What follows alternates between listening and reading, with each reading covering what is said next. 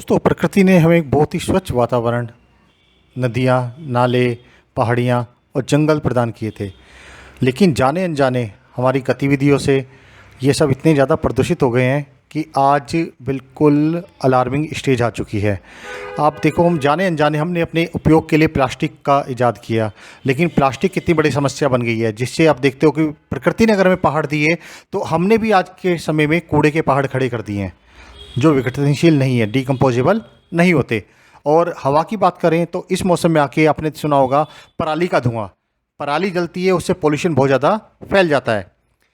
हम सिर्फ बोलते हैं और टाल देते हैं कि सरकार कुछ करेगी। दोस्तों, अगर हमने इसको प्रदूषित किया है तो हमारी भी जिम्मेदारी बनती है, हमें भी अपनी जिम्मेदारी को समझना होगा कि छोटे छोटे कदम उठा के हम किस तरह से इस प्रदूषण से लड़ सकते हैं। आप सभी को सादर वंदन। मैं अशोक कुमार चौहान इस बारे में आपको कुछ बताने वाला हूँ। वैदिक धरा, जिसने जन सरोकार के साथ मिलकर कुछ इस तरह के उत्पाद बनाए हैं पराली से, वही पराली जिसको हम समझते हैं वो सिर्फ प्रदूषण फैलाती है, जलाते किसान लोग उसको, उससे धुआं फैलता है। तो हमने इस तरह के उत्पाद को तैयार किया उससे जो प्लास्टिक के उत्पादों को रिप्लेस कर सकते हैं।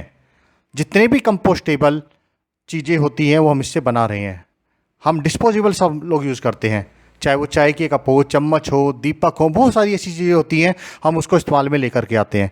लेकिन अगर यही चीज़ें हम पराली से बनाने लगें तो दो समस्याएं दूर होंगी। एक तो क्या, जो पराली से धुआं फैलता है, प्रदूषण फैलता है, उससे हम बचा सकते हैं। और दूसरा, प्लास्टिक का विकल्प हम दुनिया को, देश को, दुनिया को दे सकते हैं, जो एक बहुत बड़ी समस्या है। मैं अगर आपको थोड़ा सा समझाऊं इसके बारे में, तो जितने भी पराली से बने उत्पाद हैं जो बनाए गए हैं, ये इनका प्रिंसिपल है यूसीसी। यूसीसी का मतलब, यू का मतलब यूजेबल, सी का मतलब कंज्यूमेबल और सी का मतलब कंपोस्टेबल। यूजेबल, पहले तो हम इसको इस्तेमाल कर सकते हैं। जैसे मैं आपको एग्जांपल देता हूँ दीपक का। ये हमारा दीपक है, इसको हम इस्तेमाल कर सकते हैं दीपदान के लिए नदियों के अंदर। क्योंकि जब भी आपने कई बार सुना होगा कि हम अगर दीपदान करते हैं नदियों के अंदर, उसके अंदर प्रदूषण फैलता है, क्योंकि पके हुए दिए जो होते हैं कभी गलते नहीं हैं, उनका विघटन होना इतना आसान नहीं होता। हमारे दिए से क्या होगा, आप इसको दीपदान करेंगे, ये नदी के अंदर तैरेगा और कुछ समय बाद अपने आप खुल जाएगा। और ये बिल्कुल प्योर मछली का चारा है। क्यों? हमने इसको बिल्कुल जैविक विधि से बनाया है। कोई भी खतरनाक केमिकल इसके अंदर इस्तेमाल नहीं हुआ, बल्कि किसी भी तरह का केमिकल में इसमें इस्तेमाल नहीं किया है। तो ये विकसित होगा और इससे हमारे पर्यावरण की रक्षा होगी। अगर बात करें चाय के कप की, आप इसमें चाय पी सकते हैं। कुछ समय बाद जब इसमें पानी के कांटेक्ट में आएगा, संपर्क में आएगा पानी के, तो ये घुलने लगेगा। इसको जीव जंतु खा सकते हैं, इसको कीड़े मकोड़े खा सकते हैं और इसको भैंस भी खा सकती हैं।